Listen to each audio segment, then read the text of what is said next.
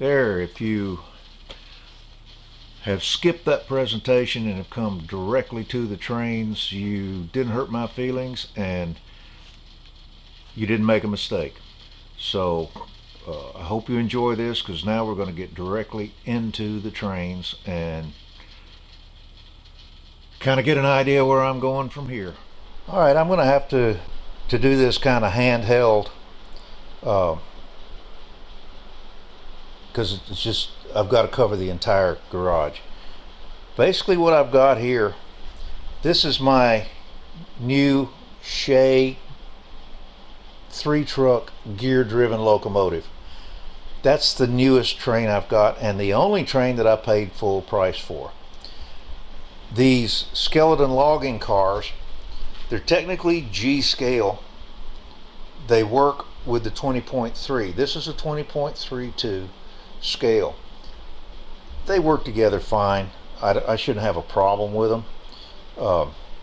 Steel wheels, I'll probably change the plastic logs for something else, but at any rate, that's my Shay. This track,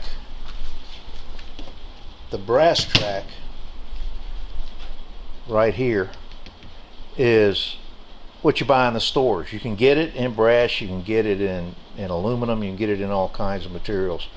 But that is the 1.772 inch narrow gauge based on 36 inch standard, or 36 inch prototype. This is what's made at the Cumberland Model Shop. I've got 12 feet of that because I'm going to build a 12-foot test track, like I mentioned last time, on the back of my work table. This is exactly the same as this.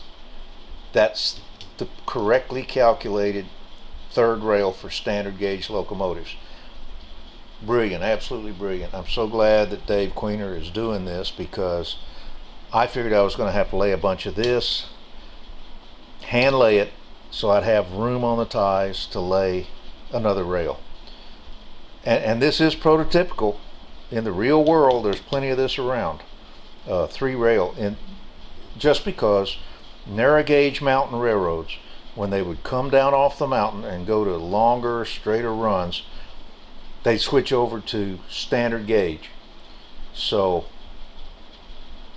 you know, it worked fine. You'll find a lot of it. I've found some of it even in South America.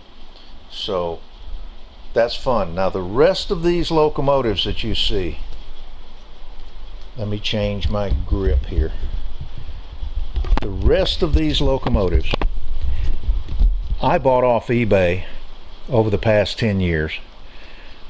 Not because I particularly wanted G scale, but because I figured I'd be wasting my money if I paid full price for a brand new locomotive, brought it home, took it apart to find out how it works, because I want to be able to work on these things. So these are my guinea pigs. Now I have some that won't be guinea pigs. First of all, this one is a consolidated locomotive. I don't think it's 20.32, but it's a big locomotive, and it's a well-made locomotive. Now I got this one, I think they run $400 or $500. I paid $30 for that on eBay, but that's because it's got parts that fall off of it. It's got parts that are broken. Well, I can fix those. This will be a keeper. This Anniversary 460 is well detailed. The back head's well detailed, and that's a keeper for me too.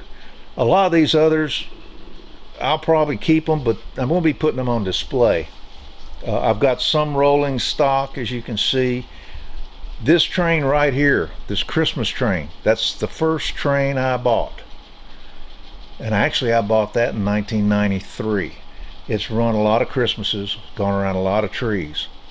So that'll obviously be a keeper, because that's the one that got me headed toward G scale until I learned that G really isn't a scale, but I won't go back into that. Got some nice coaches. This is a really nice Colorado and Southern caboose, and I'll probably keep all of that and put it up on my shelves I'm going to build. All right, here we are with a hodgepodge of locomotives, rolling stock. You'll notice it's mostly passenger train, but I do have, and I'm partial to the White Pass and Yukon Railroad. It was narrow gauge. I've got a mail car, mail and freight car, passenger car, and this one right here, though you can't see it real well, is a combination car, which is part mail, part passenger. Everything was about economy in those days, and I knew I wanted Southern Railroad rolling stock and engines. I've got one set here. I wanted White Pass and Yukon, but then back there you'll see one Union Pacific and one Pennsylvania Limited. Well, when I got those, I figured, you know, I'll get these, I'll take them apart, I'll experiment with them, but I'll repaint them, and I'll repaint them as one of these other lines and renumber them as well. So that was part of that experiment I was mentioning. Now let's go around to the other side. Here I'm just around on the other side of it so we can see a little bit better some of the locomotives and the like. I have some nice little ones like this. I mean, it's a 280. Not sure even what era it's from, but it is 1800s, I'm sure. So I have to learn a little bit more about it. This one is totally different. I'm not crazy about the copper, but when I got it, I figured, you know, that's a 262. I didn't have any 262s. And I figured I could repaint it and detail it. Anything that currently is plastic, I can take off and actually put brass on it. So there's a possibility with that. And then I've got some nice little locos here. This is a Yukon and White Pass Bachmann. This one is the same locomotive, few little differences to them, and quite frankly, this is the one I was going to kit bash into that little Louisiana field train. I just don't know what scale this is, and it does run on a 1.772 rail, so I'd have to take it apart and learn how to change the gauge to a 24 gauge. So that one would, I don't know if that's going to work or not. I guess I'll see. Anyway, a couple of tank engines, a couple of yard trains. I think the rest of my trains are up there in some of those boxes. I haven't had them down in a while. I've got a trolley here. That's a Christmas trolley. I got the trolley to run around the track and run around the Christmas tree just like my big train.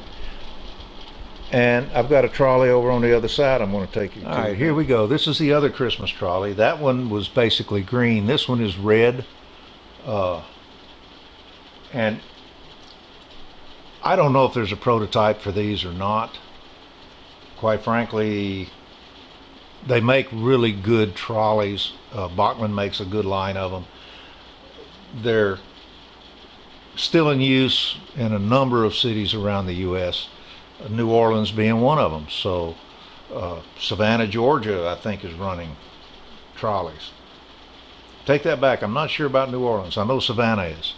When I was down there, New Orleans was such a disaster area, it was hard to say anymore what should have been there and what shouldn't be there. So anyway, this is set up. I call this marching in place. All of you've seen these little devices. They draw power from the track they're on. And just for kicks, I have hooked this up, and I wanted to check it out. When it's going this direction, let's say this direction, this light on this end comes on. When I reverse the direction, the light on the other end comes on. I wanted to check to see if those actually work because I haven't run this in years. And sure enough, it runs just great.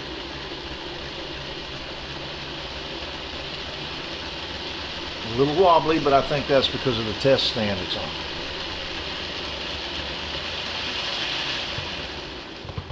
So what I'm gonna do is, one at a time, I'm gonna take my better trains, the ones that I want to keep. I want to put them on a test stand. I want to lube them up real good first, because they've been stored for a long time. And to do that, I'm going to take that 12 foot of 3-rail and I'm going to put it on my table back here. So let me turn you back around and take a look at that. And by the way, for the first time on Life After Work, you saw me run, yeah, it's a streetcar, but what the heck, it's running trains, right?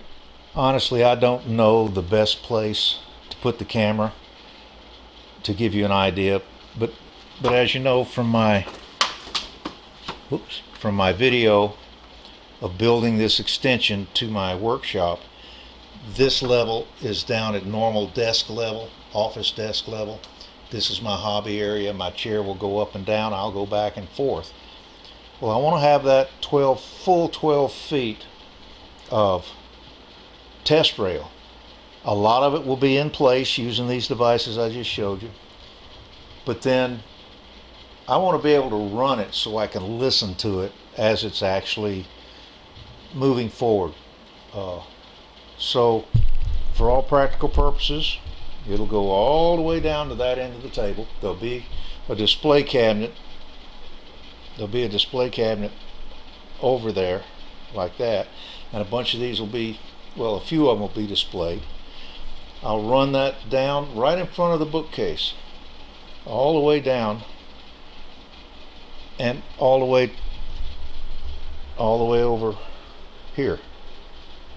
Okay, now how am I going to accomplish that? This whole exercise is about learning things, building things, modeling. Well, one thing I've always had an interest in has been trestles. Well, I have already begun my binder. Here it is. Everything I can find about trains, trestles, catalogs, etc. for trains. There's some real good information about building trestles. And as I started looking at it, I realized, you know what? I can have a trestle down here. And it doesn't have to come up to this edge. It can come up a little bit higher. And then I can have trestle all the way down that 8-foot table and have one bed across the whole thing, 12 feet long. That will give me a real good test bed for trains. I still will have this area out here for modeling. I'll have this area down here for modeling. I'll have a display case back here all the way down that I'll have trains in, and I'll put my favorite trains and rolling stock on the 2 different shelves that I'm going to build. Now here's the thing, I didn't get all these trains out just to show you guys a bunch of trains. I'm going to have adjustable shelves just like I do over here. These are all adjustable. I can get more of them in there. I can get them closer together, whatever fits what I'm storing on them.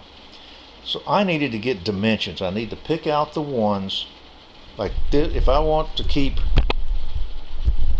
this Southern locomotive, it's a 240 with its tender, and these 2 cars, I want to see just how much space that is.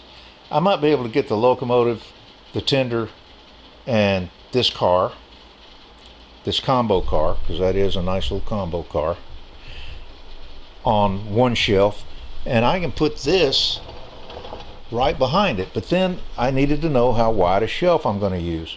I didn't use a full 12-inch shelf over here on these cabinets. Okay, I think it's a 10-inch shelf. Well, over here I'll measure this, and if I need a 12-inch shelf, then I'll build this with 12-inch shelves, and that way I can get more on them. It's a way for me to find out what I'm going to build. And I needed to know how big my trains were, and I needed to know which ones specifically I was most keen on keeping and using myself. Some of the others, I'm gonna, like I said, I'm gonna use them for kit bashing. I'll take them apart. I'll use the pieces to build my own locomotives. I even, with one of the trains I bought, I paid, like I said, I didn't pay more than $30 or $40 for any of these on eBay over the years. This car came, I paid like $30 for all those skeleton logging cars, and the one really nice locomotive I've got down there. And I got them for such a low price that, quite frankly, most of it was free. This was free. It was missing trucks. But you know what? I figured I could put some scale ties under one end and make this a hobo camp or something, you know, down on a siding all grown up with grass, and it very literally could be easily weathered to the point that it was falling apart. So, well, there you are. That's my trains, and I hope you enjoyed this part of it. I certainly enjoyed immensely just getting my trains out for the first time in a long time. And fortunately, after this exercise I'm going through building the cabinets, a lot of them won't have to go back into storage again. And then I'll figure out what I can do about the remainder of them. Who knows? I might go ahead and find a way to squeeze a little more space into my hobby shop. Let's close this by just one personal note. I wanted to get this out yesterday because yesterday was the 96th anniversary of my father's birth. He died 5 years ago at the age of 91. His initials were STP, and I thought, you know, that's ships, trains, and planes. I've got ships, I've got trains, and I've got 2 planes I need to build. So I thought I would change the name of the model shop. This is a Life After Work channel and the STP model shop in honor of my father. So I'm going to get a logo put together. Anybody out there want to make some suggestions on a logo with ships, trains, and planes on it, I'd be more than happy to take it. Take a look at them. But this is very meaningful to me. He loved to work with his hands. He was a fine craftsman, as well as a nuclear power plant operator. He used to make me belt buckles when I was a kid out of stainless steel. Taught me how to do mother of pearl inlay, and I designed the buckles because even as a kid I could draw, so I'd draw up horses, cows, whatever, and he'd make these nice big cowboy buckles out of them. I still have them upstairs. He made rings, he made a little of everything. So at any rate, I just thought he would love this model shop. Of course, he would have it more like a small machine shop. But he just liked the fact that you can make things. You don't have to buy everything. If you can't afford to buy something, you make it.